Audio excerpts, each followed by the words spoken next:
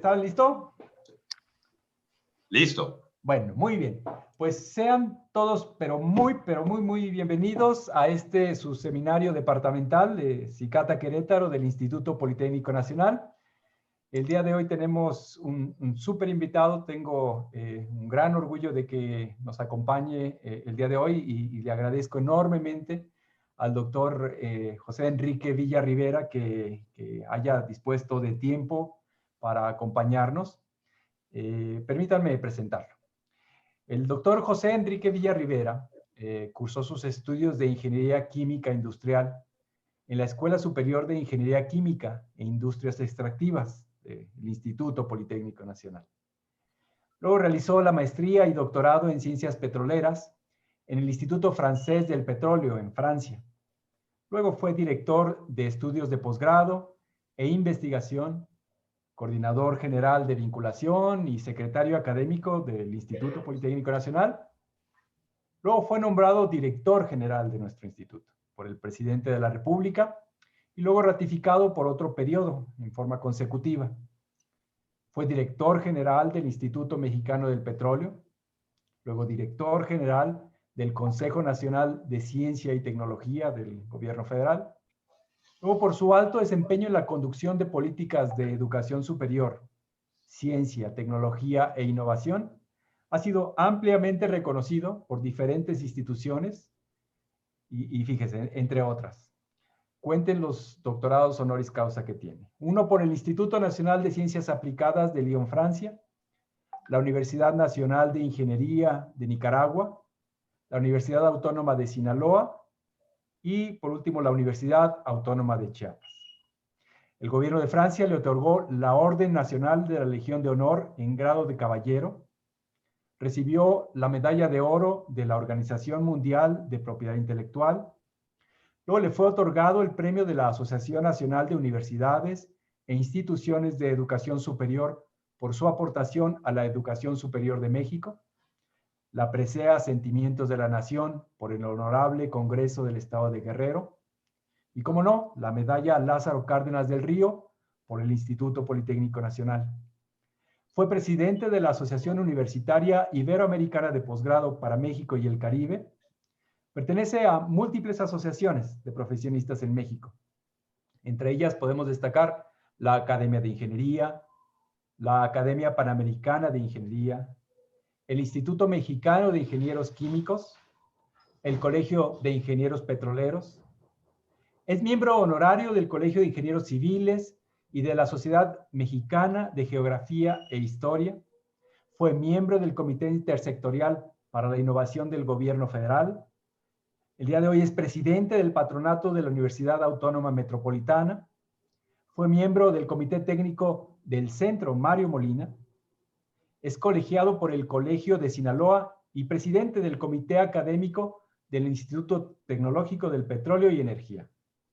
En enero del 2017 fue nombrado secretario de Educación Pública del Gobierno del Estado de Sinaloa y actualmente es consultor independiente. Pero aparte de todo ello, creo que en Cicata pues le tenemos un gran cariño. Mucho de lo que es como idea el Cicata se la debemos a él. Mucho de su infraestructura se lo debemos a las decisiones que tomó. Muchos de los profesores que hoy nos acompañan fueron contratados bajo su aprobación. Entonces, doctor, es un placer tenerlo de vuelta en casa. Fue muy larga la vuelta que se aventó en estos 10 años, pero qué bueno que encontró su camino de regreso.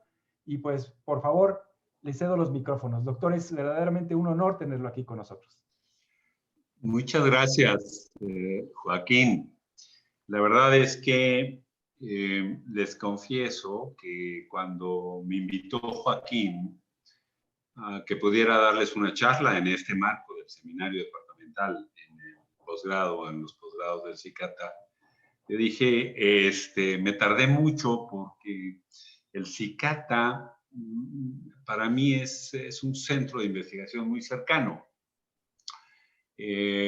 Siendo director general uno tiene ciertas preferencias, no estoy yo para contarlo ahora, ni tampoco ya estoy para ocultarlo, Había algunos de los centros que eran producto de la influencia que uno pudo tener, de las decisiones que se tenían que tomar, fundamentalmente el proyecto académico, y acompañado del proyecto académico tenía que venir un proyecto de inversión, por supuesto, de infraestructura.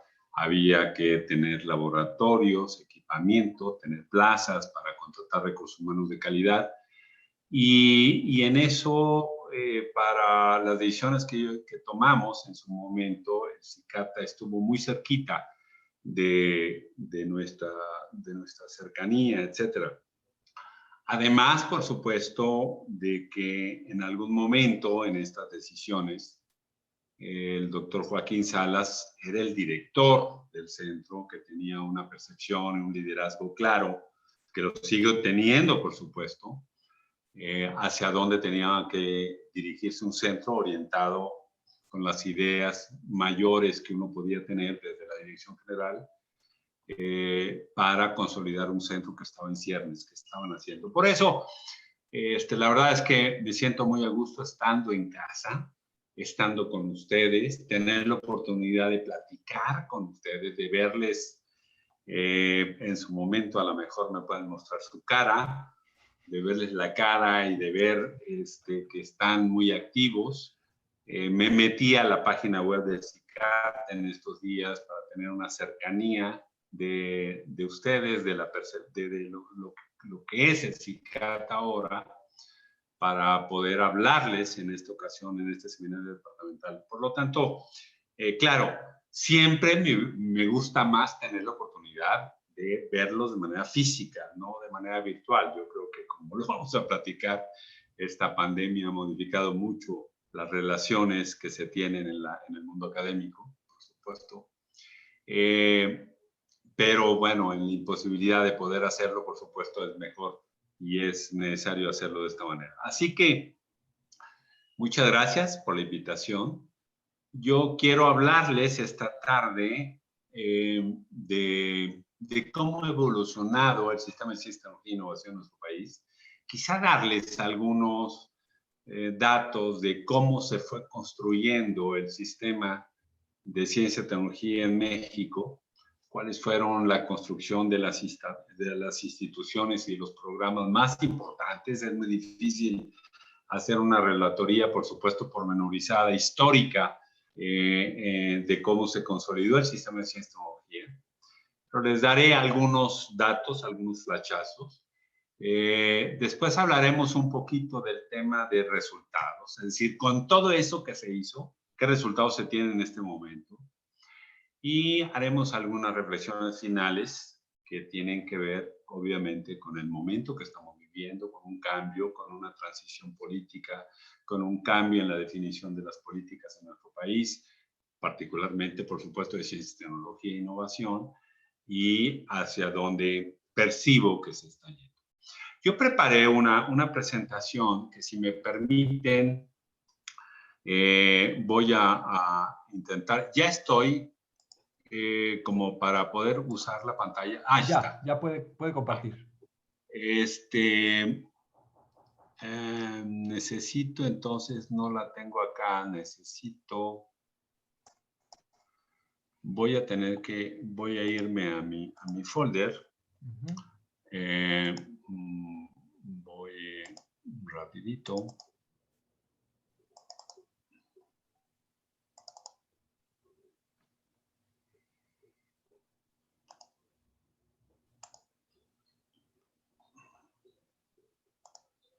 Listo, y ahora necesito que me digan si la están viendo. Ya está lista. Ya la están viendo, perfecto. Entonces, nada más voy a ponerle, eso es. Entonces, le he llamado ciencia, tecnología. Sí, perdón. Bien. Ahí está ya en pantalla completa. Gracias. Adelante. Listo. Le he llamado Ciencia, Tecnología e Innovación en México, una revisión. Y lo que quisiera ver con ustedes esta tarde es esto que les he señalado, es cuáles fueron las instituciones y los programas que se crearon. Como vamos a ver, el sistema de ciencia y tecnología en nuestro país es un sistema de creación relativamente reciente. Veremos algunos resultados, por supuesto, lo que ha pasado con esto, qué resultados, lo que ha pasado en la construcción del sistema de ciencia y tecnología, qué resultados ha tenido, y haremos algunas reflexiones ante la etapa actual que estamos viviendo. En nuestro país, el sistema de ciencia, tecnología e innovación es mucho más reciente que con respecto a otros países de Europa, de Estados Unidos o de Asia. Nada más, considerando un dato específico, nada más para que tengan una idea. En 1984, ya bien entrado el siglo pasado, se crea el Sistema Nacional de Investigadores.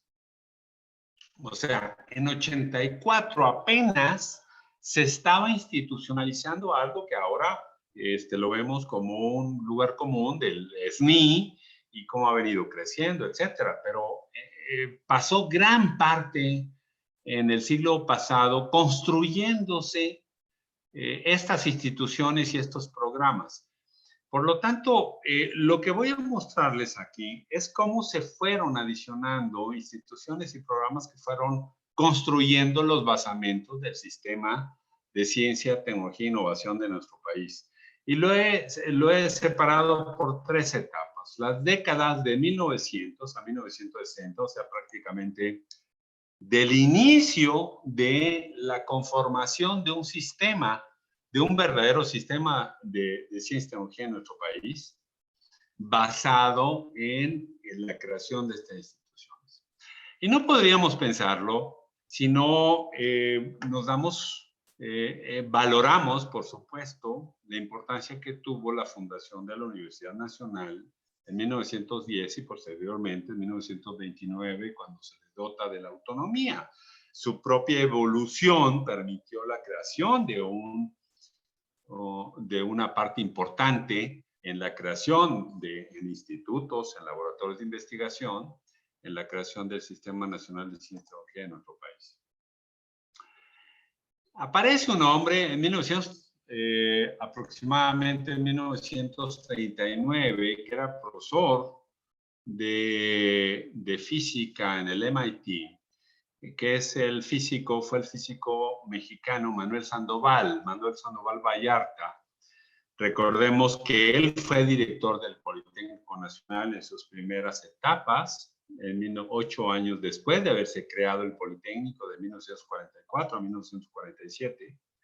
Se empiezan a generar algunos artículos internacionales en esa área específica de física, impulsado por Manuel Sandoval, y por supuesto después, como secretario de Educación Pública, impulsó notablemente la creación de instituciones que fueron soporte también del sistema de ciencia y tecnología.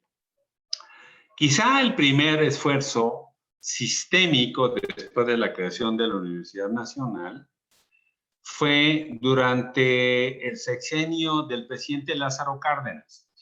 En este momento, la historia es muy llena de anécdotas que incluso es muy bonito escucharlas porque es el momento en que nace el Politécnico Nacional. Cárdenas crea lo que en principio fue la simiente, la semilla de la creación del sistema y posteriormente del CONACYT. Fue el Consejo Nacional de Educación Superior e Investigación Científica, el CONACYT, en 1935. Y después, por supuesto, crea el Politécnico Nacional en 1936. O sea, un año después, el CONACYT tuvo de alguna manera una participación en la creación del Politécnico, aunque no definitoria. Quizá la definición se dio por la vía de otra área específica de la Secretaría de Educación Pública, liderada por Juan de Dios Batis, para crear el Politécnico Nacional en 1936. Pero aquí se da esos elementos que a la postre germinarían para crear una parte importante del sistema de ciencia y tecnología de nuestro país.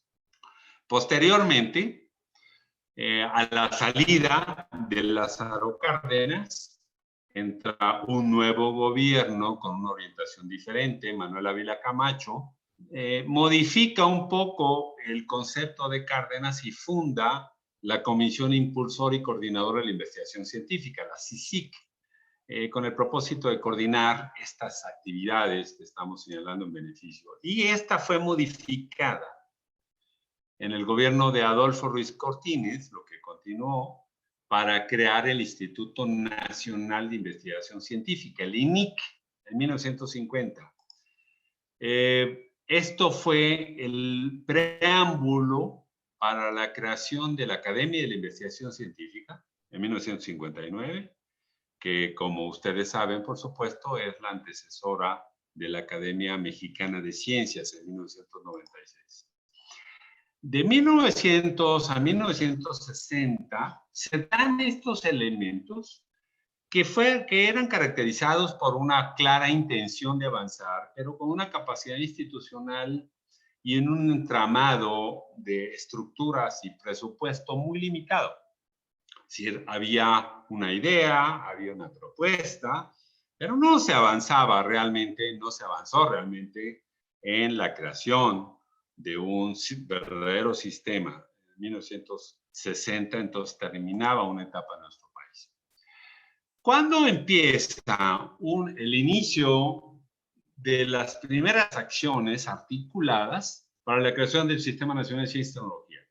A partir de 1970. En 1970, con el liderazgo de un distinguido politécnico, don Eugenio Méndez de Ocurro, se crea el Consejo Nacional de Ciencia y Tecnología, que era un poco digamos, el que había recuperado estos comités y consejos creados previamente para crear realmente una estructura que permitiera ser el instrumento impulsor de la Política Nacional de Ciencia y Tecnología, muy cercana, por supuesto, al gobierno federal. El primer ordenamiento jurídico se da en 1985, 15 años después. Se sectoriza al CONACYT en aquel momento en la Secretaría de Programación y Presupuesto, en 1985.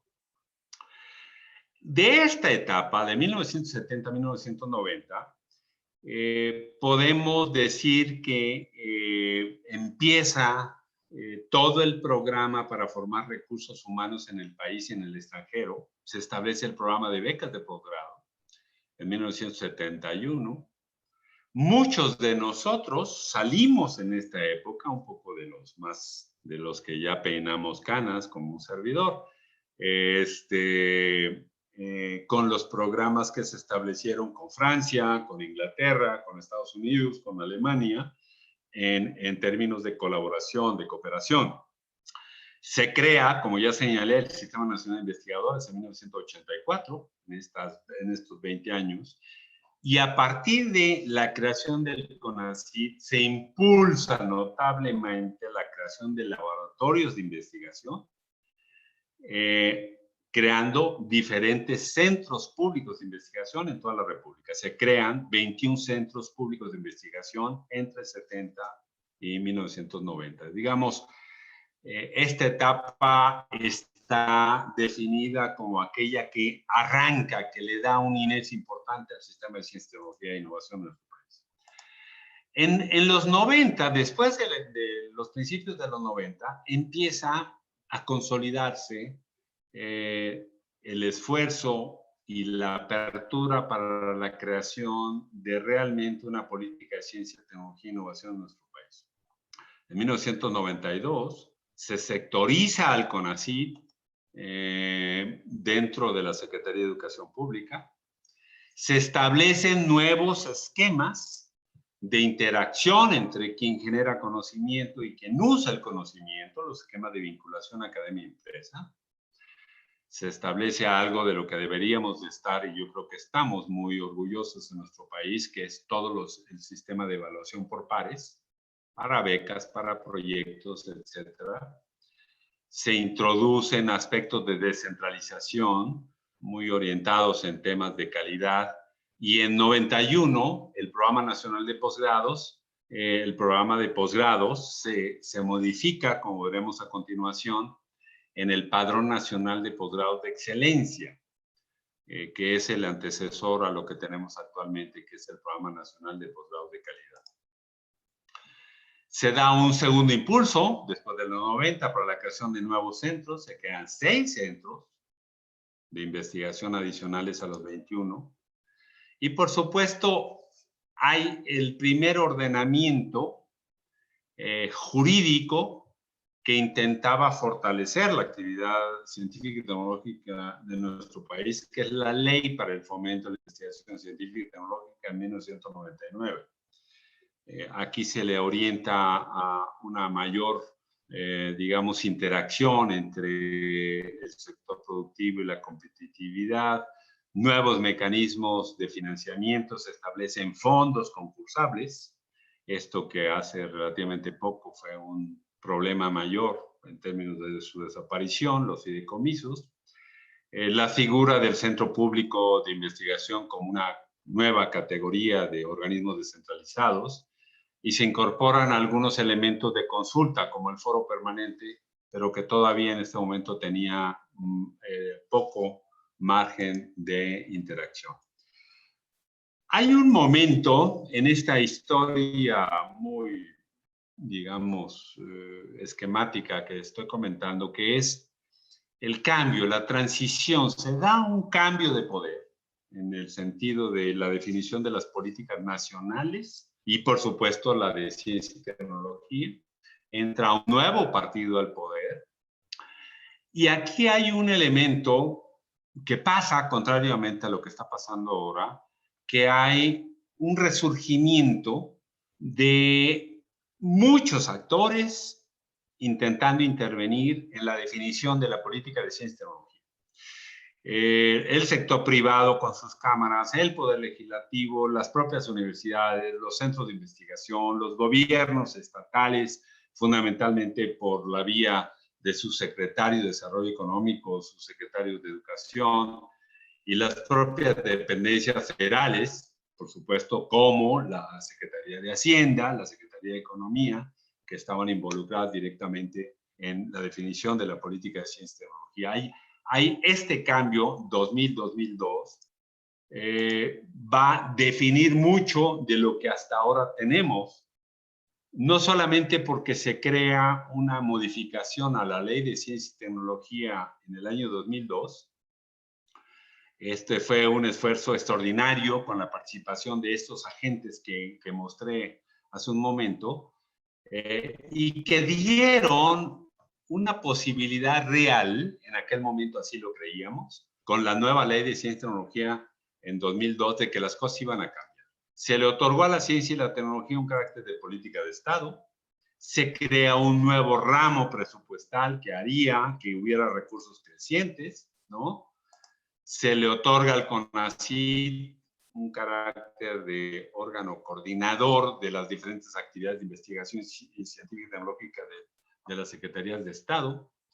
Se establece por primera vez, cosa que nunca se ha cumplido, como lo vamos a ver, elevar al 1% la inversión en ciencia, tecnología e innovación con respecto al PIB, y constituye una serie de órganos colegiados que le dieron soporte a la ley de 2002 y lo acompañaron. El Consejo General de Investigación Científica. Este consejo todavía permanece después de los cambios que recientemente, después de hace 2 años, se han hecho. Se creó un comité intersecretarial que definía temas presupuestales para la inversión anual en ciencia, tecnología e innovación. Se crea el Foro Consultivo Científico y Tecnológico, ahora muy golpeado, por cierto, y se crea la Conferencia Nacional de Ciencia y Tecnología, que es la forma en que actúa el gobierno federal para los esquemas de federalización de los temas de ciencia, tecnología e innovación en los estados. La Conferencia Nacional de Ciencia y Tecnología está integrado, todavía permanece, por cierto, por las autoridades de CONACYT y por los consejos estatales de ciencia y tecnología de cada uno de los estados de la República. Digamos, eso en términos muy genéricos, digamos, es un poco la historia de cómo se crean estos instrumentos que han dado como resultado lo que vamos a ver aquí de manera también muy centralizada en algunos puntos. Voy a hablar en términos de resultados de los últimos años en los temas concernientes a ciencia, tecnología e innovación, que es formación de recursos humanos para la ciencia. Por supuesto, el número de investigadores nacionales, los resultados que tienen la investigación en México y el impacto que se tiene en el tema de la innovación. Miren ustedes, aquí en esta gráfica muestro desde la creación del padrón de excelencia, que como he señalado fue una modificación al programa de posgrados creado en 1970, cómo ha venido evolucionando el número de posgrados reconocidos por su buena calidad. Seguramente algunos de ustedes se ve identificado en el momento en que CICATA entró en el PNPC. Primero tuvimos el padrón de excelencia, el padrón de formación de posgrados, de fortalecimiento de los posgrados nacionales y actualmente el PNPC. Los primeros 15 años quizá no teníamos claro, vean ustedes la tendencia, no es clara, porque estuvimos ajustando las variables, estuvimos impulsando los temas de calidad en las universidades, en los centros de investigación, estuvimos ajustando los mecanismos de asignación de recursos, etcétera, y no se ve una tendencia clara. Es a partir de 2009, 2010, donde ya tenemos una tendencia clara de crecimiento en la tendencia de los posgrados reconocidos por su buena calidad. Insisto en que este número que tenemos en 2020 de 2.376 no es el total de programas de posgrado que tiene nuestro país, son mucho más. Pero estos son aquellos que cumplen con los requisitos del CONACYT y ventilados y analizados dentro de los comités de evaluación. Un creciente dinamismo para ir aumentando el número de programas de posgrado en donde están formando los recursos humanos que el país requiere para el tema de investigación. Y la misma tendencia la vemos en el número de becarios, por supuesto. Hemos pasado de aquella fecha de 1991, 5.570, a casi 69.000 becarios administrados por el CONACYT en 2019. Aquí hay una singularidad. En 2018 aparentemente bajó la tendencia que teníamos. A mí me parece que más que todo era el primer año de la administración. Más que todo ahí hubo algunos ajustes en la información, cosa que se corrigió en 2019 en términos del número de becarios. Esto sigue creciendo, el número de personas que están formando el programa de maestría y doctorado en México y el extranjero. Esperemos que se mantenga esta tendencia de crecimiento por las necesidades de contar, como lo vamos a ver en un momento más, con recursos humanos competitivos en nuestro país para hacer ciencia y tecnología. Como he señalado, el SNI se crea en 1984. Aquellos que teníamos, yo justamente estaba regresando a mi doctorado en 1983. En 1984 se lanza la primera convocatoria para pertenecer al SNI y la verdad es que todo mundo se conocía.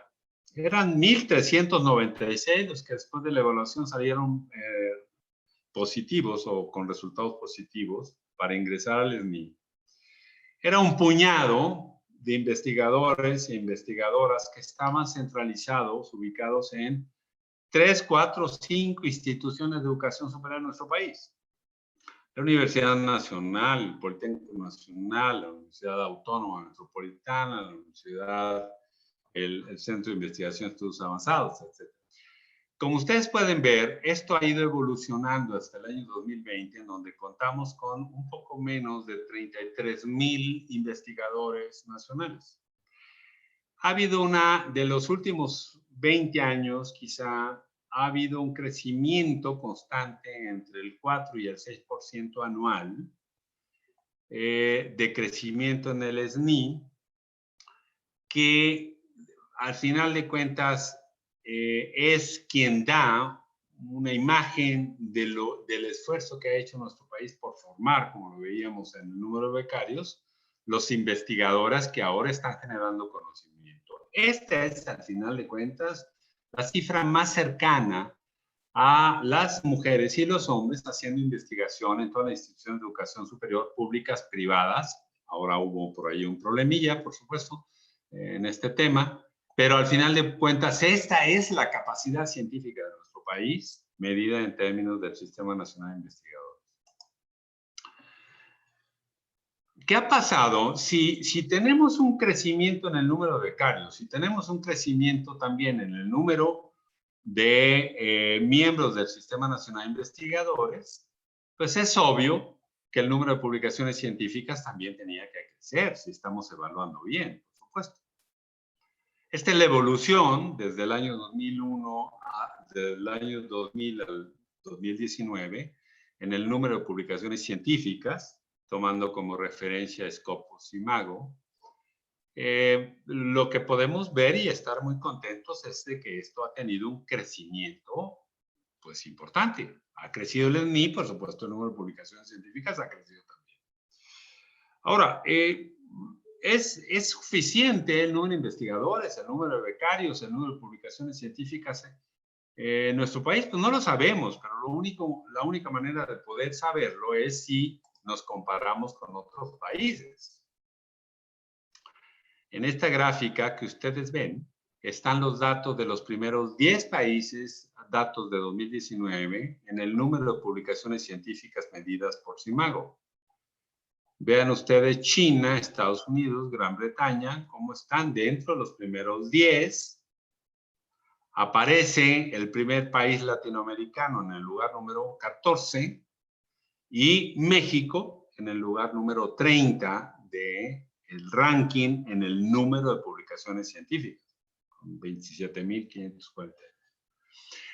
La diferencia entre lo que producimos con respecto a lo que produce Brasil o cualquier país que está en los primeros 10, pues es justamente el gap que tenemos para poder tener una producción científica como los primeros 10 o acercarnos siquiera a lo que está produciendo Brasil, ¿no? Y esto, ¿cómo impacta en la calidad de la educación y cómo impacta en el tema de valorización económica del conocimiento que estamos generando? Un ejemplo de esto, de cómo impacta, es justamente, de manera muy breve, analizar el número de patentes solicitadas en nuestro país. La línea roja, podemos decir que el número de patentes solicitadas en México es del orden de 15,000 promedio por año. Aquí lo vemos, no se ha modificado realmente mucho. La línea roja es el total de patentes solicitadas, la amarilla es las patentes extranjeras, o sea, de empresas o instituciones extranjeras solicitadas en México, y la línea azul es aquellas solicitadas por nacionales. Esta gráfica se puede leer de diferentes maneras. La primera es que al darnos cuenta que la gran mayoría de patentes solicitadas en México son de extranjeros con respecto a nacionales, lo que podemos concluir es que el conocimiento que estamos generando en la institución de educación superior de nuestro país y en las empresas nacionales no está impactando en términos de conocimiento valorado al desarrollo económico. Es decir, en otras palabras, no generamos patentes que tienen un valor agregado en la economía del país o en el desarrollo de las empresas.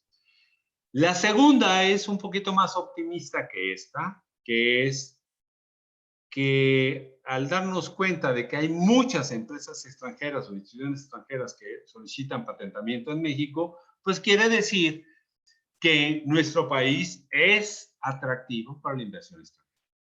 Entonces, hay ahí, obviamente se puede analizar bajo cualquier ángulo. Las patentes concedidas Sigue el mismo patrón, son menos, son alrededor de entre 8,000 y 9,000 patentes por año, pero siguen el mismo patrón, la misma explicación se puede encontrar para esto. Un dato breve simplemente en cómo nos hemos movido en términos de la asignación presupuestal, que va entre el punto 3. No hemos podido avanzar notablemente después del punto 5% en relación al Producto Interno Bruto del gasto de investigación y desarrollo experimental. Este anhelo puesto en la Ley de Ciencia y Tecnología de 2002 pues no se ha logrado. Y obviamente no se va a lograr en los próximos años, dada dada la economía del país. Solo para que tengamos una idea, espero que se vea bien esta gráfica de cómo estamos en relación a otros países del mundo. En el eje de las Y tenemos la inversión en I+D como porcentaje del PIB. Y en el eje de las X tenemos el número de investigadores por cada 1,000 habitantes de la población económicamente activa, aquellos investigadores en jornadas equivalentes a jornadas de tiempo completo. A ver, primero, si ubicamos a México, en esta gráfica tenemos en ese dato de 2016-2017 alrededor del 0.5% de inversión y alrededor de un investigador en jornada por cada 1,000 habitantes de la población económicamente activa. Estamos en esta zona. Vean ustedes la zona mucho más alta, donde tienen mucho mayor inversión en ciencia y tecnología y, por supuesto, un mayor número de investigadores. Corea, Israel, Dinamarca, Finlandia, Suecia, Japón, Noruega, Francia, etcétera, etcétera. Nosotros aparecemos aquí junto con una serie de países. El tamaño de la circunferencia es el tamaño del número de publicaciones, es el número de publicaciones que se generaron en ese año, ¿no? Estamos aquí comparativamente con otros países de esta zona. Hay otros países como Brasil, vean ustedes el tamaño de su producción científica, con una inversión más alta que la nuestra, por supuesto, y con un número de investigadores en relación a 1,000 habitantes de la población económicamente activa más alto. Aquí estamos ubicados. ¿Qué necesitamos hacer? Pues bueno, iremos comentándolo rápidamente después. Otro elemento que nos puede dar alguna información es cómo ha transitado México en un elemento, en un índice que se denomina el índice de competitividad global del Foro Económico Mundial. ¿Para qué sirven? Hay 2 o 3 índices a nivel internacional que dan una idea de cómo está la situación de cada país. Y estos son elementos, son informaciones importantísimas para las empresas del mundo en ir a hacer inversiones en los países de referencia. El índice de competitividad global se construye por el análisis de 12 pilares, que va desde instituciones, infraestructura, adopción tecnológica, etcétera, y capacidad de innovación, que es el pilar número 12. La información que se utiliza para el índice global de competitividad del World Economic Forum proviene de los países en términos cuantitativos y en términos de opinión de diferentes sectores del país. Pero son la misma información que se compara con los diferentes países del mundo. Normalmente se analizan alrededor de 140 países en el mundo. En el pilar de la capacidad de innovación, las variables que se miden son calidad de las instituciones de investigación científica, inversión del sector privado en I+D, colaboración universidad-empresa, integración al gobierno de productos avanzados en tecnología, disponibilidad de científicos, ingenieros, patentes, lo acabamos de ver por millón de habitantes. Y estos datos que vemos aquí es lo que ha venido pasando desde el año 2009. En términos concretos, en el año 2009, el índice global de competitividad para México estábamos en el lugar número 60 de 140 países. Empezamos a mejorar, como lo ven aquí, hasta el año 2018, donde llegamos a estar en el lugar número 46. En 2019 ya perdimos 2 lugares. Lo mismo pasó de manera similar con el pilar de innovación. Estábamos en el lugar número 78, dada la conformación de diferentes políticas nacionales, se fue avanzando hasta llegar al lugar número 18, el lugar número 50 en 2018 y perdimos también 2 lugares en 2019. Ojalá, y esto no se convierta en tendencia, de que perdamos lo que habíamos venido ganando en los últimos años. Como pueden ver ustedes, aquí no hay muchos datos, simplemente hay una correlación muy estrecha entre producción científica de los países, que es la primera columna, con innovación, que es la segunda columna, y con el índice global de competitividad, que es la tercera columna. Ahí ven ustedes que los países más importantes en producción científica están en los primeros rangos de innovación y en el índice global de competitividad. Y eso tiene que ver con productividad de sus economías y con crecimiento económico. Voy terminando esta parte. Finalmente diría, ¿por qué hablamos de ese tema?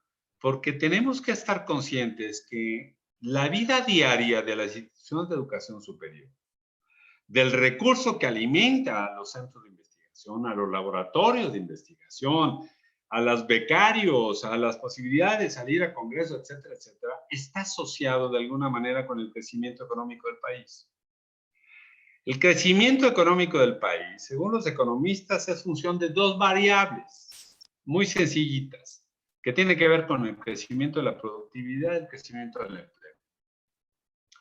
Ustedes pueden tener crecimiento económico manteniendo constante el crecimiento de la productividad e incrementando el crecimiento del empleo con programas especiales. Vamos a construir presas, carreteras, etcétera, etcétera. Pero esto está limitado en el tiempo. La única manera de tener un crecimiento económico sustentable en el tiempo, por supuesto, es que hagamos crecer la productividad, ¿no?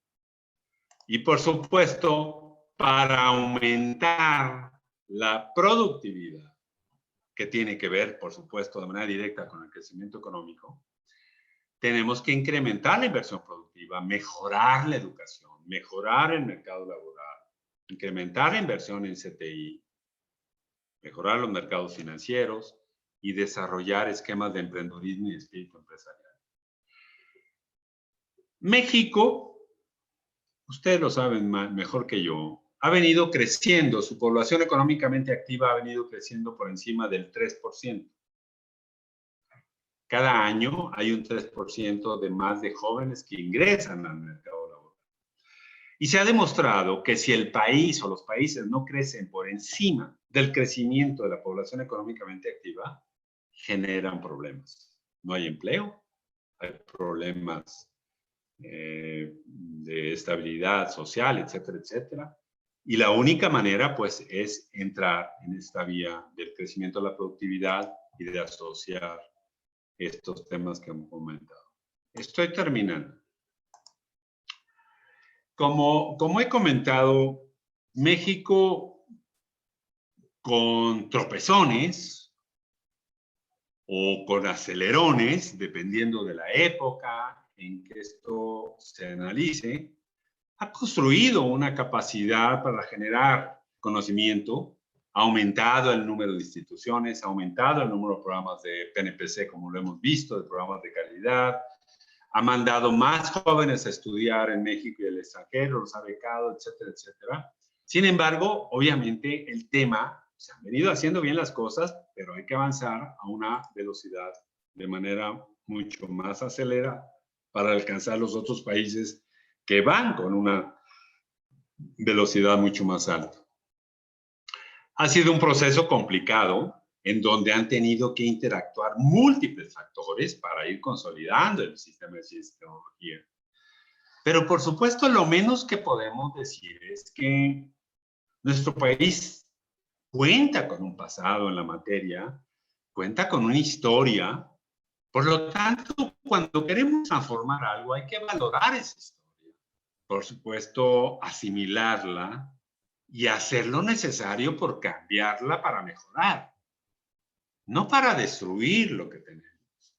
Y eso lo estamos viendo en múltiples aspectos. Miren, una parte específica es la Ley de Ciencia, Tecnología e Innovación que está discutiendo en este momento. Comentamos que a partir del año 2000 hubo un resurgimiento de actores muy importantes que intentaron aportar ideas para la creación de una mejor ley de ciencia, tecnología e innovación. Ahora parecería que no se deja, que estamos acotados, que se está haciendo algo, construyendo un sistema ideologizado por un lado, pero por el otro lado, sin la opinión de los más de 30 y tantos mil investigadores del Sistema Nacional de Investigadores. En lugar de discutir tantas cosas, deberíamos de estar, en mi opinión, discutiendo otras que me parecen que son mucho más fundamentales. ¿Cómo avanzar en mejorar la gobernanza del Sistema Nacional de Ciencia y Tecnología en nuestro país? ¿Cómo mantener y fortalecer el foro? Yo estoy convencido de que el Foro Científico y Tecnológico es una entidad importante como apoyo, como opinador, porque aglutina diferentes instituciones de educación superior que cualquier autoridad en CONACYT o en otros ámbitos del gobierno federal puede nutrirse de esa información. Tenemos 3 academias de las más importantes del país, que es la Academia Mexicana de Ciencia, la Academia de Ingeniería y la Academia Nacional de Medicina.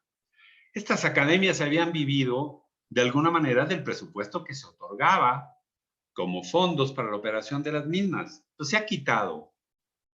Y lo que yo opino es que hay que fortalecer estos órganos colegiados y por supuesto definir atribuciones muy claras y muy precisas, ¿no? ¿En qué van a trabajar estas academias? Me parece que hay que reorganizar el Consejo Consultivo de Ciencias para hacerlo realmente operable. Ahora prácticamente está olvidado. Me parece que hay que analizar ya con seriedad el tema del SNI. El SNI, después de 1984, recuerden ustedes que en 1984 se crea con 3 objetivos fundamentales. Estábamos viviendo una crisis económica, el precio del petróleo se había caído, estábamos explotando un yacimiento importante. López Portillo había señalado que había venido a administrar la abundancia y no había dinero en los 80. Entonces se crea este instrumento del Sistema Nacional de Investigadores como un elemento para intentar arraigar a los investigadores que habíamos formado en el extranjero en México y que se quedaran en México. Se estaban yendo al extranjero. Se requería valorar la actividad de investigación y, por supuesto, estimular económicamente a los investigadores. Pero de 84 para acá ya pasaron muchos años. Y lo que hay que hacer es reestructurarlo, ¿no? Hay que repensar el SNI como una otra forma sin dejar de apoyar, sin duda, a los investigadores que día a día están en sus laboratorios generando conocimiento. Por supuesto que hay que mantener el número de plazas para contratar a los nuevos investigadores que está formando CONACYT y, por supuesto, hacer lo necesario para que se incremente el presupuesto para llegar en algún momento al 1% del Producto Interno Bruto. Finalmente termino con el tema de la pandemia. La pandemia que esperamos por el asunto de la vacuna en puerta, pues ha venido a ser un disruptor para la actividad académica en las instituciones de educación superior y por supuesto quien ha sufrido mucho es la actividad de investigación científica, ¿no? Se han tenido que postergar proyectos de investigación, ha ralentizado de alguna manera el desarrollo de estudiantes de maestría y doctorado.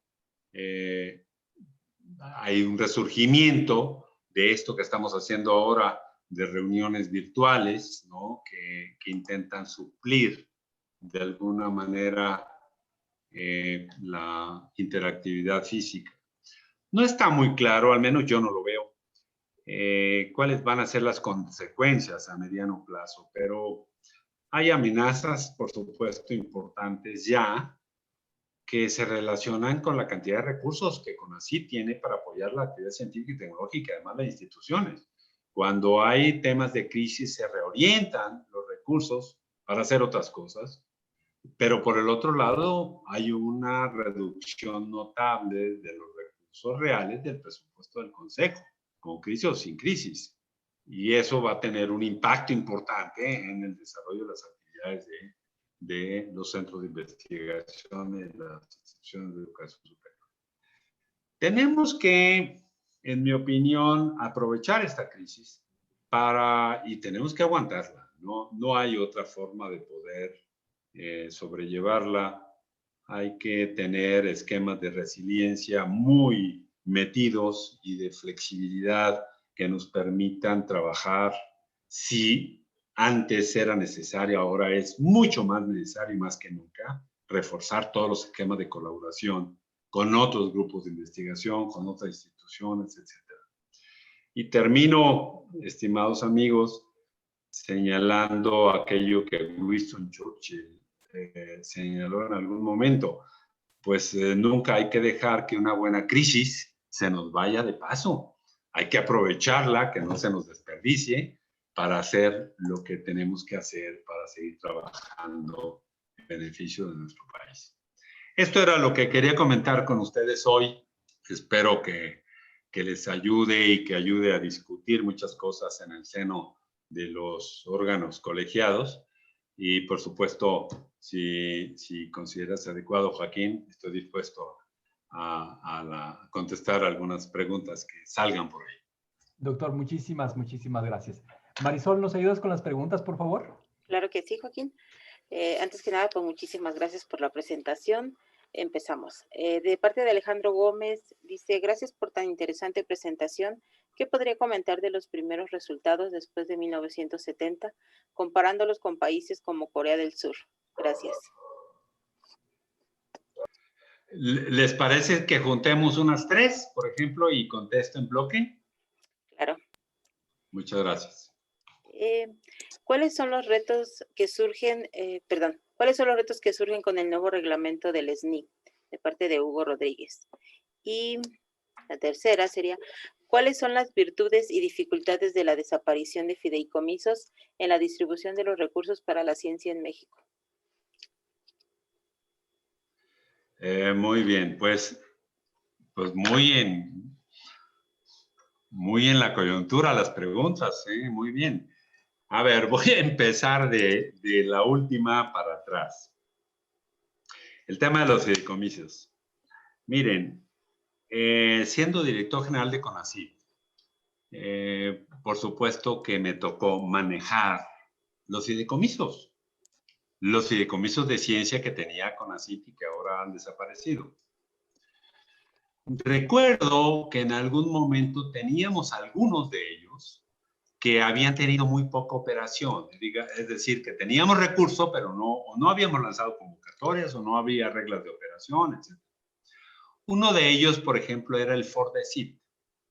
El FORDECYT era un fideicomiso que permitía aglutinar propuestas de diferentes instituciones de educación superior de varios estados colindantes orientados a resolver problemáticas regionales. Y tenía, por supuesto, recursos para apoyar laboratorios de investigación, contratar recursos humanos, etcétera, etcétera. En este caso, lo que hicimos fue fortalecerlo y asignarle mayores recursos de otros fideicomisos que no se usaban. Desde que se creó la ley de 2002, se introdujo, ya se venían definiendo algunos fondos, pero en la ley de 2002 se introdujo el tema de los fideicomisos y la creación de ellos, como un instrumento administrativo que permitiera tener recursos que pudieran ser una de las principales bondades de los fideicomisos es que son recursos que pueden transitar un año fiscal a otro año fiscal diferente. Como sabemos, para apoyar la actividad de investigación, pues hay proyectos que pueden durar 2, 3, 4 años. Por lo tanto, se requieren recursos que estén distribuidos a lo largo de esos años. Con recursos fiscales difícilmente se podía hacer. Entonces, eran instrumentos administrativos que estaban operando bien. Hasta la fecha, yo no he sabido que digan que los fideicomisos de ciencia y tecnología de CONACYT había corrupción. A ver, no lo han podido demostrar. No ha salido ningún tema relacionado con fincamiento de responsabilidades. Por lo tanto, me parece que la decisión fue de otro tipo, de índole más bien política. ¿Qué impacto va a tener esto en el desarrollo de la actividad científica y tecnológica de cada institución? Miren, pues el POLI, de entrada, pues ya no va a tener su fideicomiso, porque independientemente de que no aparecían los fideicomisos que iban a desaparecer, sí se tocó la ley de ciencia y tecnología en donde decía que eran instrumentos para apoyar la actividad científica y tecnológica. Por lo tanto, eso desapareció y ahora, al no tener sustento el fideicomiso del Politécnico en esa ley, pues va a tener que desaparecer. ¿Qué va a pasar? Pues que vamos a regresar N años a donde teníamos problemas para financiar proyectos a largo plazo. Vamos a tener problemas de flexibilidad para usar recursos que por el lado fiscal es imposible usarlos, como el poder darle beca a un estudiante, el poder apoyar un proyecto de investigación en las primeras etapas de desarrollo, etc. Por lo tanto, sí hay y va a haber, no sabemos de qué manera, en qué grado va a impactar el desarrollo científico y tecnológico en nuestro país. Hugo Rodríguez, el tema del SNI. Bueno, hay una propuesta de cambio al reglamento del SNI que yo creo que suscitó muchos problemas que desde mi punto de vista no había ni que ponerle atención. Es decir, ahí se propuso que se cambiara, que desapareciera el área de biotecnología en el SNI y que apareciera en otra de las áreas, etcétera. Es simplemente un cambio de orientación en la política, pero que cualquier gente que estudie biotecnología puede estar dentro del SNI en otra de las áreas. No, más bien a mí me parece que es un reglamento, es un cambio, permítanme decirlo así, cosmético. No introduce cambios mayores. A ver, un cambio mayor, ustedes discútanlo en sus sesiones de colegio. Un cambio mayor pudiera ser que el SNI, nada más para darles una idea y entre paréntesis, el SNI consume del presupuesto del CONACYT, entre el SNI y becas, prácticamente consumen en el 45% del presupuesto total. El SNI viene creciendo y las becas también vienen creciendo, por lo tanto hay recursos adicionales que hay que asignar tanto a becas como al SNI. Por lo tanto, va a haber un momento, si no se aumenta notablemente el presupuesto de CONACYT, que prácticamente va a ser todo el presupuesto para pagar eso. Y no va a haber para las partes fundamentales, que es apoyar los laboratorios nacionales, apoyar la ciencia, apoyar el desarrollo de tecnología, etcétera, etcétera. Entonces, ¿qué puede hacerse? Una decisión radical hubiera sido, vamos a mandar el SNI a las instituciones, con todo y los recursos, y que sean ellas las que a través de una normativa nacional generen las evaluaciones y asignen los SNIs. Eso pudo haber sido. Yo no he planteado nunca que desaparezca el SNI, de ninguna manera. El Sistema Nacional de Investigadores, la beca que reciben nuestros investigadores, en algunos casos, significa entre el 50 y el 60% de su salario, porque los salarios no se han incrementado. No se puede quitar eso, por supuesto. Al contrario, hay que institucionalizarlo. Y una forma de poder hacerlo es, a ver, le mando el SNI el dinero y la forma de evaluar al POLI, que el POLI los evalúe. Y les damos los recursos y eso forma parte de su presupuesto, igual a la UNAM. Y eso. Esta es una idea como otras que pudieran salir. Pero lo que actualmente se hizo con el SNI, insisto, son más bien ajustes cosméticos que no orientan realmente cambios mayores. ¿Qué ha pasado en México en relación al avance científico y tecnológico desde 1970 con relación a otros países del mundo? Bueno, más o menos ahí se demostraba. Es decir, nosotros vamos a 30 de velocidad y Corea ha ido a 120. O Colombia. Colombia tiene una producción científica más baja que México, pero el delta, o sea, la velocidad, es más alta que en México. Eso quiere decir que en algún momento nos van a rebasar. Brasil ha tenido, fíjense ustedes lo interesante del caso de Brasil. Es casi lo único que se le puede reconocer a los gobiernos militares en Brasil. La creación de capacidades científicas y tecnológicas para su desarrollo. Las becas y el apoyo a la actividad científica nacieron con gobiernos militares y después los gobiernos civiles lo continuaron. ¿Por qué? La pregunta es ¿por qué los militares? Porque los militares, queridos amigos, creen en la tecnología. Los militares están acostumbrados a tener herramientas tecnológicas cada vez más sofisticadas, ¿no? Tanques, helicópteros, mirillas, balística, etcétera, etcétera. Y para eso se requiere tecnología. Brasil ha venido a pasos más acelerados que el nuestro. Eso es un tema de velocidad. Miren, en 1900, hace 45, 50 años, en el auge de Pemex y del Instituto Mexicano del Petróleo, los técnicos de Brasil, de Petrobras, venían a México a adquirir ciertas herramientas en temas de exploración, de producción, etcétera, en Pemex y en el IMP. Con el tiempo nos dieron la vuelta, nos dan, como dicen en mi tierra, al 15 de las malas. ¿No? Brasil tiene un centro de investigación que es 4 veces más grande que el Instituto Mexicano del Petróleo. Tiene una empresa petrolera muy sólida que ha avanzado notablemente en el tema de exploración y extracción en aguas profundas. ¿Y cómo lo hicieron eso? Como lo hicieron también en el tema aeronáutico. Brasil le vende aviones a México, a las compañías aeronáuticas. El avión Embraer es un desarrollo brasileño, pues con recursos humanos formados por Brasil a una velocidad adecuada. Por lo tanto, la pregunta es, ¿cómo se comportó? Pues hicimos las mismas cosas, pero a una velocidad más lenta. Con menos recursos, la velocidad tiene que ver con eso. Menos centro de investigación, menos recursos para enviar gente al extranjero, etcétera. Vamos bien, pero hay que acelerar el paso y eso sin duda tiene que ver con la asignación creciente de recursos económicos para este tema. Muchas gracias, doctor. Tenemos más preguntas. El doctor Eduardo Castillo. ¿Qué podría usted recomendar a los investigadores? ¿Publicar más? ¿Buscar ser SNI 3? ¿Patentar más? ¿Involucrarnos en la comercialización de las patentes? De parte del doctor Juan Hurtado.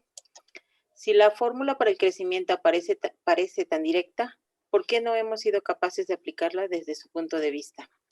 Y la siguiente del doctor. El CONACYT y otras instituciones en México parecen haberse transformado en entes en dirección unipersonal. ¿Cuál es nuestro deber para corregir esto, fuera de nuestro trabajo académico? Esas serían las tres. La pregunta de Eduardo, las dos son muy interesantes. Miren ustedes, el tema de los investigadores en México siguió la misma tendencia que se ha seguido ahora con cambios notables a lo que se siguió en algunos otros países de Europa y Estados Unidos, por ejemplo, en donde el tema del publish or perish era el tema de un investigador, porque si no publicabas, pues te ibas.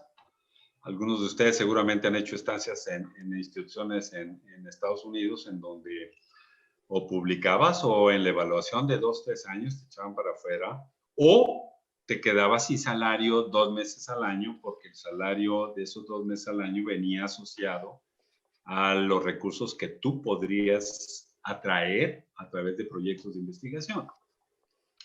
En Europa ha pasado lo mismo, pero hay un elemento que está cambiando y les prometo, no tengo la referencia en este momento, que le voy a enviar a Joaquín Salas la referencia de lo que está pasando en Holanda. En Holanda hay un movimiento asociado a cuál debe de ser la función de un investigador.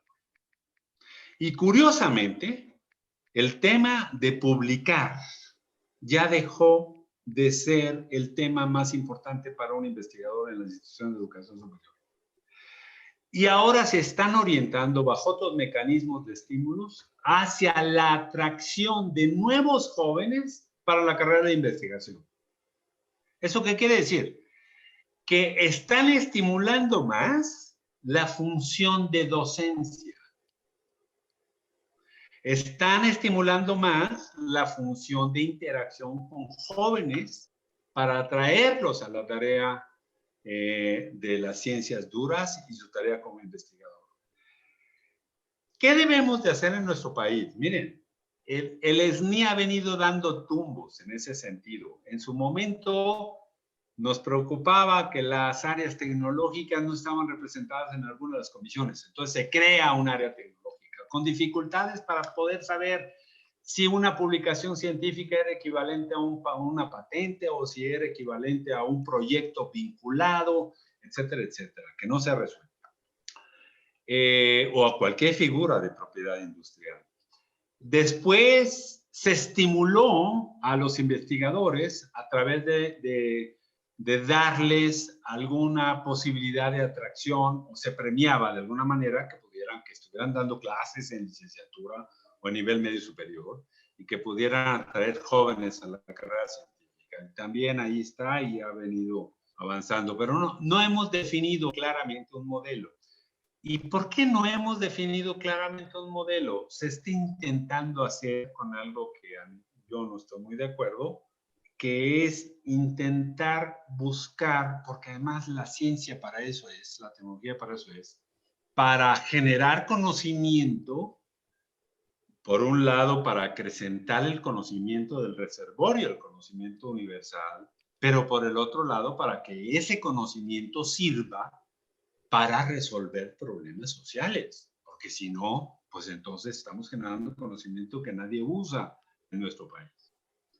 Eso ya se había, probablemente lo que había que incentivar es esa vía de estimular que el conocimiento pudiera generar soluciones a los problemas que nada más con voltear la cara a un lado ya sabemos qué problemas hay en contaminación, en tecnologías aplicables a tal o tal aplicación o tal necesidad social, a cuestiones de seguridad, a cuestiones, bueno, cientos de cosas.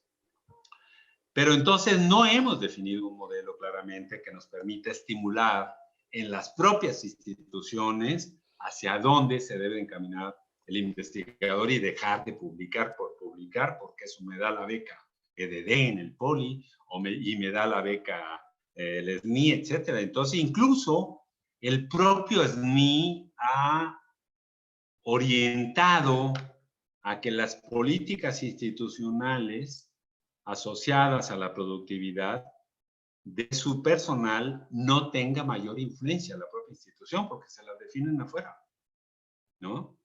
El CONACYT define ahora nos vamos a ir por otro lado, toda la gente va a poner a hacer eso. Y el modelo del Politécnico, de la UNAM, de la UAM, pues ¿dónde está y dónde influye? Por eso yo les voy a mandar estos datos de este grupo que está reflexionando y está interaccionando en Holanda.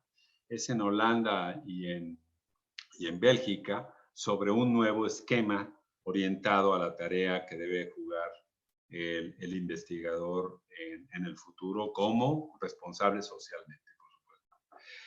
¿Y por qué, si estos temas tienen que ver con crecimiento económico, por qué no lo hemos hecho? Pues es la pregunta de los 64,000, ahora sí, dólares, ¿no? Es muy complicado porque intervienen muchas cosas, como veíamos, cómo se mejora la productividad para que con el crecimiento del empleo haya crecimiento económico. Y tiene que ver con acciones que deben de estar perfectamente encadenadas. Mejorar la calidad de la educación, invertir en ciencia y tecnología, que haya inversión fuerte, inversión productiva en nuestro país, etcétera. Entonces, eso debe de estar involucrado, metido en una especie, para los biólogos me van a entender, en una especie de caja de Petri, en donde hay un sustrato que permite que cualquier microorganismo se desarrolle, y en este caso el microorganismo son estos programas que deben de encontrar un medio ambiente adecuado para que se puedan desarrollar. Si no hay un ambiente adecuado, verbigracia, lo que estamos viviendo de alguna manera en nuestro país ahora, pues no va a haber inversión creciente del sector productivo en inversión productiva. Se nos han ido capitales y capitales, etcétera. Si no hay un medio ambiente adecuado en donde hablemos en serio de calidad, de la formación en media superior, superior y posgrado, porque no, arriba no se tiene claro de estos conceptos, pues no vamos a avanzar. Si no hay, ¿y cuál es la responsabilidad? Y aquí asocio la otra pregunta. ¿Cuál es la responsabilidad de todos nosotros? ¿Y a mí qué me toca? Como diría ustedes, cualquiera de ustedes. ¿Y yo qué tengo que hacer para que eso cambie? Primero, por supuesto, hacer las cosas que ustedes están contratados para hacer de la manera más adecuada posible. Bien, que sientan emoción en lo que están haciendo todos los días, que sientan emoción en formar recursos humanos, en apoyar la salida de un nuevo maestro en ciencias, de un nuevo doctor, porque va a adicionarse a eso que el país requiere. Que sientan emoción cada 15 días cuando la sociedad por la vía del poli les paga su salario. Que se involucren en cómo mejorar la situación de su laboratorio y del CICATA. Eso es lo primero que nos tenemos que plantear. ¿Cómo, qué me toca a mí? ¿Qué puedo hacer? Y luego, ¿cómo puedo participar? ¿Cómo puedo opinar? A ver, hubo cambios en el SNI. Yo envié alguna cartita diciendo, señores, oigan, hay este tema y este tema y este tema. La ley de ciencia y tecnología ha hecho algo para que tomen en cuenta mis opiniones. Una cosa es de que las tomen, pero otra cosa es lo que yo pueda tener capacidad para decir y opinar, ¿no? Y discutir de manera colegiada, en el caso del CICATA, los temas fundamentales. Es decir, creo que lo hemos platicado mucho y me recuerdo a mis épocas de director general. Quien finalmente hace del poli, quien finalmente hace que las cosas pasen, que las cosas cambien para mejorar, que se avance, son ustedes, los docentes, los investigadores, los trabajadores. Las autoridades van siempre de paso. Las autoridades duran 3, 6, etcétera. Pero los órganos colegiados por eso son tan importantes, porque esos sí permanecen, esos están ahí, y esos son los que analizan cada 15 días o cada mes cómo vamos a enfrentar esta problemática. Ahorita hay muchos temas, como cómo vamos a enfrentar la bronca de que ya no hay fideikomisa, y si yo traigo un recurso de un proyecto que concerto, ¿cómo le vamos a hacer? ¿Y qué le puedo proponer a la Secretaría de Investigación y Posgrado en el POLI para que encontremos conjuntamente una solución? Esos son los temas que hay que discutir, ¿no? Muchas gracias, doctor. Tenemos un último bloque. Dice, desde su experiencia, de parte de la doctora Yamilet Sandoval, desde su experiencia, ¿considera que los catedráticos CONACYT han fortalecido las instituciones receptoras? ¿Qué estrategias debería implementar el nuevo CONACYT considerando todos los recortes financieros para preservar este programa?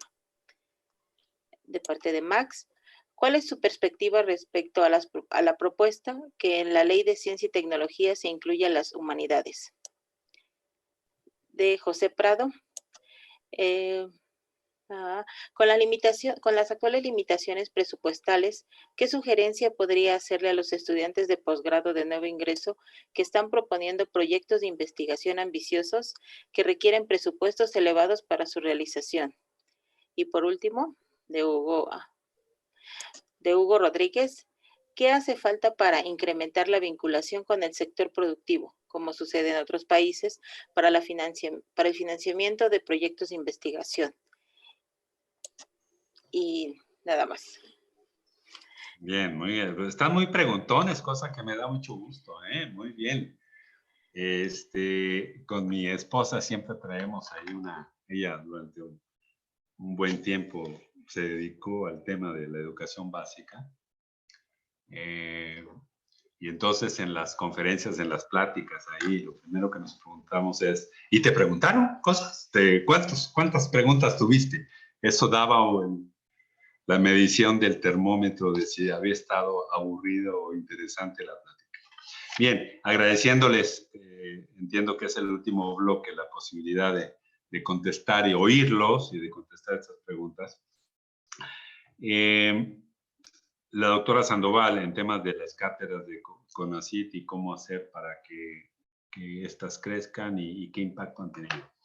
A ver, como todo proyecto que inició, esto fue en la administración posterior a la que yo estuve en el CONACYT, en la administración del doctor Cabrero, pues hay cosas, o sea, cualquier proyecto que arranque puede tener sus deficiencias y puede tener sus problemas que después tienen que irse corrigiendo paulatinamente. Es decir, acuérdense ustedes en una institución, en un programa, lo pueden ver en el proyecto más micro, en la parte de la programación del proyecto hay dos extremos que son terribles, ambos extremos.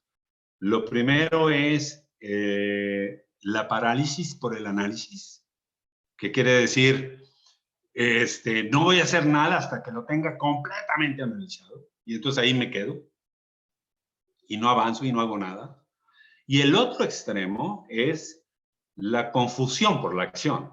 Es decir, a ver, vámonos atropellados, lo que sea, pero y nos damos cuenta que al final de cuentas hicimos una melcocha y no era lo que estamos pensando. Siempre conviene plantearse en un término medio. Así nacen los proyectos y seguramente así nació el tema de las cátedras CONACYT, pero además teníamos que preguntarnos, porque además se venía ventilando en administraciones previas, por qué era necesario tener una plaza en términos concretos para un nuevo joven que estábamos enviando a formar. De los datos que les enseñé, hay una buena cantidad que es del orden de entre 3,000 y 4,000 en su momento que estaban en el extranjero formándose o de los nacionales formándose. Y no había plazas, pregúntense ustedes en el Politécnico, no había plazas en las instituciones de educación superior porque de alguna manera Hacienda, en una política pública definida, había congelado, porque no quería tener más recursos orientados a capítulo 1000. Si no hay recursos de plazas para contratar a los jóvenes que estamos formando, pues teníamos dos cosas que hacer. O cancelamos un programa de becas, que era lo más terrible que se le puede ocurrir a un país. Está negando la posibilidad de que a mayor formación, a mayor impacto en el desarrollo social, en el desarrollo económico. O segundo, crear un nuevo programa por afuera de la institución de educación superior, que pudiera negociar y que pudiera establecer conjuntamente con la Secretaría de Hacienda. Así nacen las cátedras CONACYT.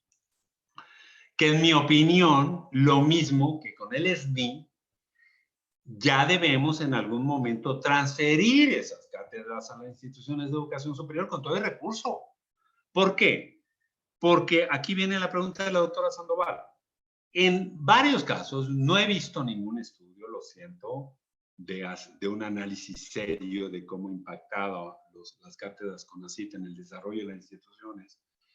Pero me da la impresión que en algunas se generaron problemas. Porque la evaluación de las cátedras era una especie de, como es una plaza de CONACYT, era una evaluación suprainstitucional. La institución no tenía nada que ver. Y sin embargo, estaba en un laboratorio de investigación de la institución, con alumnos de la institución, etcétera, etcétera. Y en algunos casos gozando de prestaciones también de la institución. Entonces, no sé en qué punto esto ha sido general, el tema de cómo se han integrado, pero sí ha generado, entiendo, problemas. En mi opinión, me parece que hay que hacer crecer el número de cátedras. Hay que tener más porque tenemos más jóvenes que están regresando. que están saliendo de los programas de doctorado, de maestría en México y en el extranjero, y hay que darles trabajo y además que se inserten en un grupo de investigación. Pero por otro lado, encontrar otro mecanismo administrativo. Un mecanismo administrativo podría ser, transfiéranle ya, si el Poli tiene 50 cátedras, si la UNAM tiene 100 cátedras, ya déjenselas, pero pásenle el recurso, porque si no, no tiene sentido. Como los apunté, el tema de vinculación, miren, este es uno de los temas que por supuesto a mí me interesa mucho y he aplicado mucho de mi esfuerzo durante mi vida profesional en cómo buscar mecanismos que posibiliten la interacción entre quien genera conocimiento y quien usa ese conocimiento. Y son todos los mecanismos de vinculación. Desde CONACYT impulsamos la creación de centros de patentamiento, por un lado. Impulsamos la creación de oficinas de transferencia tecnológica como oficinas de interfase en la institución de educación superior. Porque si estamos viendo situaciones como que no tenemos suficientes recursos, por un lado en la institución de educación superior y por el otro lado no tenemos suficiente valorización social de la institución por la vía del reconocimiento que dan estos proyectos vinculados, pues hagámoslo, es la mejor ocasión, como decía Winston Churchill, esto debería de ser una CICATI para ahora sí volcarnos del CICATA hacia afuera para conseguir proyectos que hagan posible traer recursos. Hay que resolver el tema de cómo los vamos a usar, porque a veces es más fácil conseguir un proyecto y después es más complicado usar el recurso asociado a ese proyecto. Por lo tanto, es un momento específico como para incentivar y catalizar todos los temas relacionados con la interacción de los centros de investigación y el sector industrial. ¿Qué hacer con los alumnos que pues están planteando proyectos de investigación que son caros? A ver, una función de nosotros como miembros de la comunidad de investigación, de docencia, es tratar de ir guiando. Un alumno, acuérdense que es aquel que recibimos. Yo recuerdo que hacía el símil en el Poli también. Perdón que hago mucha referencia al Politécnico, pero pues uno es Politécnico, no se puede olvidar de eso. Es como la función de un escultor. Un escultor recibe una pieza de lodo o de piedra o de madera, etcétera, y le va dando, va formando lo que quiere hacer con paletazos, con cepilladas, lo va formando. El alumno que sale de la licenciatura, de la maestría, del doctorado, es el producto de todos los profesores que le dieron clase o que lo indujeron a la investigación. Si el alumno es bueno, quiere decir que todos hicimos muy buena tarea. Si el alumno es malo, a lo mejor, porque no es lineal el asunto, a lo mejor fallamos, ¿eh? A lo mejor hay una cuota de responsabilidad nuestra como docentes, como investigadores. Por lo tanto, tenemos la obligación de decirles, oye, estamos pasando por una etapa complicada. No hay lana para apoyar este tipo de proyectos. O vamos a ver cómo conseguimos esos recursos afuera. ¿Cómo convencemos a Mave, que lo tienen ahí a un lado? ¿Cómo convencemos a General Motors, que lo tienen ahí también a un lado? Para financiar un proyecto que les puede seguramente interesar.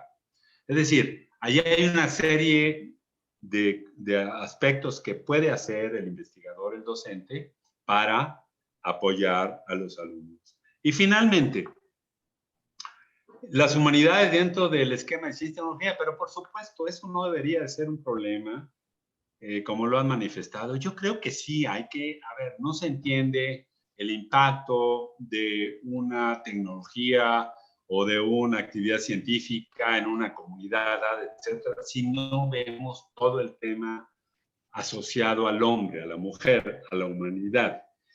Cómo impacta, cómo se ven modificadas sus conductas, cómo se ve mejorado su desarrollo social, etcétera. Por lo tanto, hay que impulsar todo este tipo de esquemas que impliquen que las comunidades estén imbricadas en el desarrollo científico y tecnológico. Para mí no es No es ningún problema que la ley lo contemple y que quiera reforzarlo, siempre y cuando, por supuesto, como ha pasado en otros temas en la historia de CONACYT, no se castigue a un área específica para fortalecer otra área en cuestión, ¿no? Y pues, muchas gracias. Muy bien. Doctor, pues quiero agradecerle sinceramente esta maravillosa plática que nos ha dado. También quiero, en lo personal, agradecerle todo el apoyo que durante tantos años brindó usted al CICATA en su carácter de director general en términos de contrataciones, inversiones, en términos, sobre todo yo creo, este ánimo que nos otorga, ¿no? Cada vez que lo escuchamos, esta infusión de energía que nos da, de optimismo y de ganas de seguir adelante. Yo creo que hablo a nombre de toda la comunidad en el sentido de que nos esforzamos día con día a que usted se sienta muy orgulloso de las semillas que dejó ahí plantadas y pues con mucho agradecimiento pues le damos la cordial bienvenida nuevamente a CICATA y esperamos que su vuelta siguiente no sea tan larga.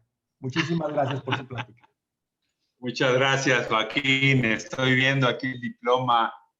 Lástima que ya no me dan puntitos por diplomas. Ya ves.